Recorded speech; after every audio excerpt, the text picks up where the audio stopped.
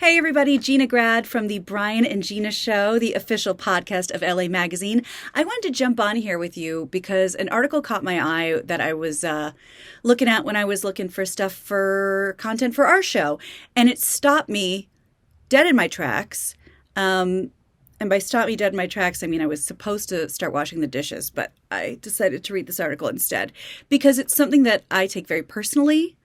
And it's frankly a warning to anyone who lives the kind of life that I do. So consider this your warning. I was looking at articles and I came across one that said, "The War on Glamping in the Joshua Tree Desert."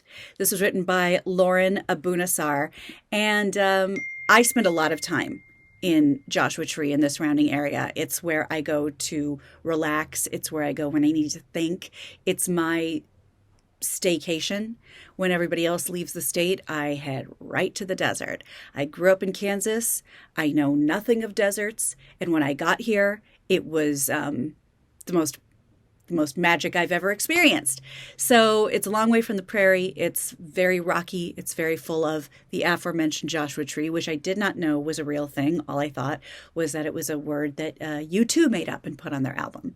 So this is a place that's very, very near and dear to my heart. So, and I like a glamp. I like glamping. I like a yurt, as you can see right here. It's one of the many yurts I've stayed in. I like a couple of creature comforts. If I don't have to dig a hole per se, if I have to go to the bathroom, I consider that a win. And I'm not Bear Grylls, but I do like to sort of commune with nature as much as my little heart will allow. So I looked at this article, and it talks about this guy, Eric Hamburg, who retired, as a lot of people have, by the way, to the desert. He retired there in 2015 because he wanted the peace. He wanted the quiet. He wanted the dark sky. And by the way, the dark sky is bright down there. It's incredible. There's no light pollution. It is unbelievable the amount of stars that you get to see when you go down there. Eric is an amateur astronomer, and he said he didn't even need his telescope most of the time, and I can absolutely see that. It doesn't even matter what season it is. The winter, actually, I think the stars shine even brighter. It's idyllic. If that's the kind of life you want to live, it can be a really beautiful place to do it, near Joshua Tree or 29 Palms, outside of Palm Springs, Desert Hot Springs. They're all really interesting communities, and I can absolutely see why somebody would want to just pick up stakes and go down there for good. However, there's a little problem. There's a little issue that could be coming to that part of Southern California. Its name is Wonder Inn Luxury Resort. Wonder why you would put this in the middle of the beautiful desert and ruin it. In luxury resort. It's planned to be a massive 42,000 square foot hotel with 106 rooms and a restaurant and a pool and a spa and event facilities. So it's like a convention center and a 205 space parking lot. This has not been approved yet by the San Bernardino Planning Commission, but it could. And it would need about 25 acres of desert land that are currently dedicated to rural living. Who cares, Gina? The desert's a big, vast place. What's the big deal? Well, you know how we talked about the beautiful stars that you see? It's because there's no light pollution. This would bring a lot of light pollution, a lot of noise pollution, traffic. We get out of LA to get away from the traffic. Just getting to the edge of downtown from anywhere in LA is half of the length of your trip, just because it's so damn hard to get out of this city. And once you're out, your spirit opens up. You can put the pedal down a little bit, and that's not going to happen if Wonder Village, whatever the hell it's called, gets its way. Also, there's vulnerable wildlife down there. You wouldn't really know it when you drive through it because it looks very desolate, but there's tortoises and lizards and little jackalopes and things that are adorable. Roadrunners. If you've never seen a roadrunner outside of a Wile E. Coyote cartoon, I highly recommend you go to the desert.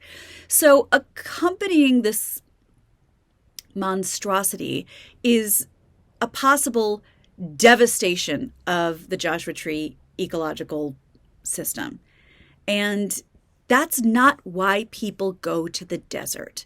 Beyond that, Hamburg says one of our key concerns is that the development is so inappropriate, but would also trigger more and more development and change Wonder Valley. That's the sort of neighborhood that he's in. Developers already own in excess of 130 additional acres and have floated tentative plans to eventually build a new neighborhood composed of around 20 villas. This is one of my biggest pet peeves. Now, I drive to the desert a lot, and here's what you see. You're driving, it's all good, desolate, rock, brown, sand, gray, all the colors that make up the Southern California desert. But then all of a sudden, you look out your window and there are these random bedroom communities with golf courses. Emerald green golf courses, like you're in the middle of Ireland in April. Gorgeous, lush, bursting with flora in the middle of an ecological system that cannot sustain that. Up until, I don't know, a week or two ago, California was very, very, very much in a drought. Now we've had torrential downpours that have devastated some communities, but we've been pulled out of a lot of that drought, I think like 60%. But in general, California can't afford to give water to neighborhoods that probably shouldn't be there, like in the middle of the desert, and golf courses. So you see them and you think, okay, I get it. You want all the comforts of a suburban life, but you don't want to pay, market value. I get that. I'm a renter. We've been renting this house for years because it is absolutely laughable what you have to pay for a house in Los Angeles. I have an Instagram account called the $1 Million S Box to show you what $1 million will get you in Los Angeles. And it's generally nothing more than like an empty lot with like an old haunted house on it. That's a story for another day. So not only would this 42,000 square foot monstrosity take up all of this land that people come from all over to experience, the quiet, the magic, the park, the beautiful national park. But guess what? It will be the slippery slope.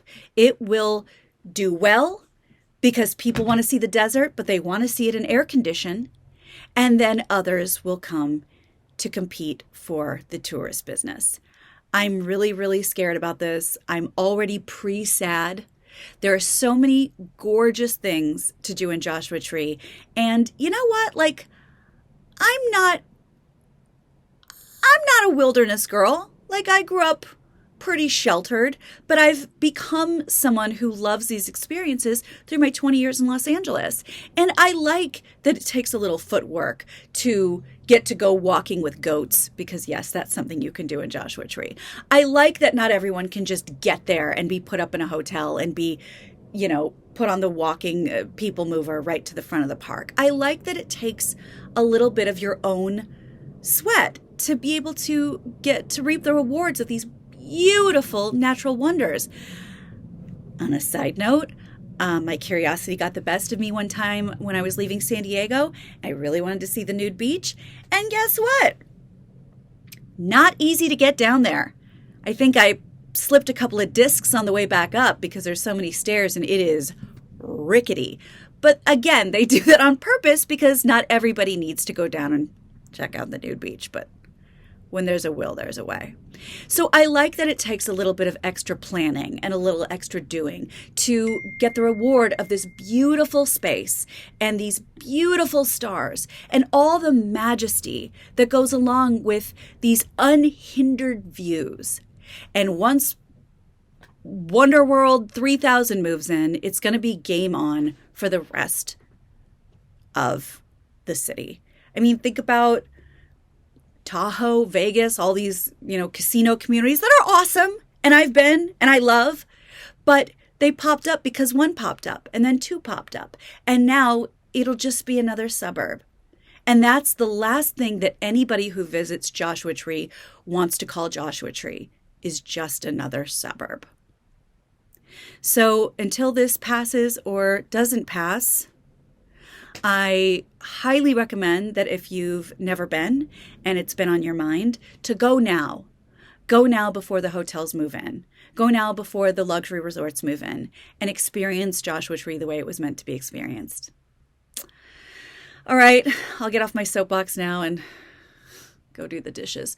But please subscribe here. There's going to be a lot more videos, a lot more content. I have a lot more to say. Subscribe to this channel right now, LA Magazine, and please subscribe to the Brian and Gina Show, the official podcast of LA Magazine. You can listen to that anywhere you listen to podcasts. Spotify, Apple, everywhere else. Can't wait for you to join us there. Can't wait for you to stick with us here. Talk to you soon.